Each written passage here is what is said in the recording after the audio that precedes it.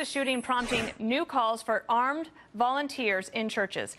Texas passed a law in June waiving state requirements on training, licensing, and background checks for volunteer security services.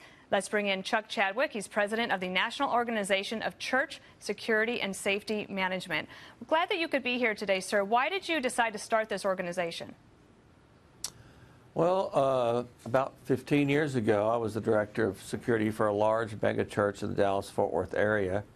And a lot of churches came to us and or came to me, and so you've developed a great model. How can we emulate this? So in 2005, I left full-time church ministry and started the Gatekeepers Ministry here in the Dallas-Fort Worth area.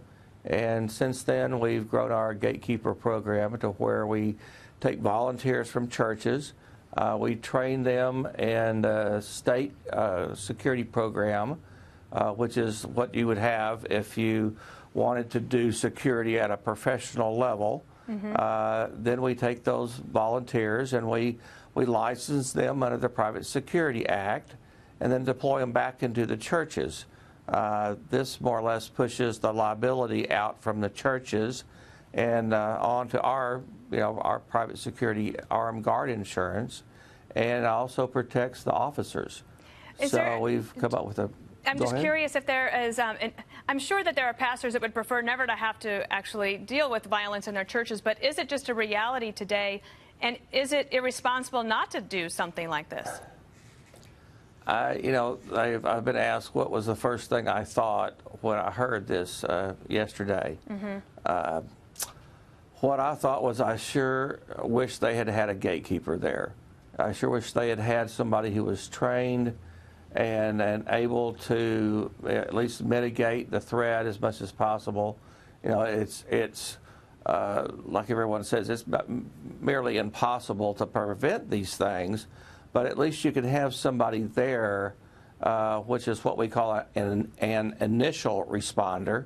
We know who the first responders are, the police and the emergency medical services. But too often it's too late when they get there. Most of these things are over in just a matter of 2 or 3 minutes. So we want to put somebody there. Do you have examples of where people you've trained have prevented violence at a church? I can't say that they have engaged in any deadly force incidences. We've done this for over 10 years, our initial program, the Gatekeeper program, done it for over 10 years, have over 350 personal protection, plainclothes personal protection officers in churches all around Texas, and we've never had a deadly force incident. What can I credit that to? Maybe I can credit that to their observation techniques. Maybe I can credit that to their proactive stance. Or maybe I can credit that to the discernment that God has given our guys and Chuck, women. Thank you so much, Chuck Chadwick in Dallas. We appreciate you being on today. Thank you so much. Thank you for having us.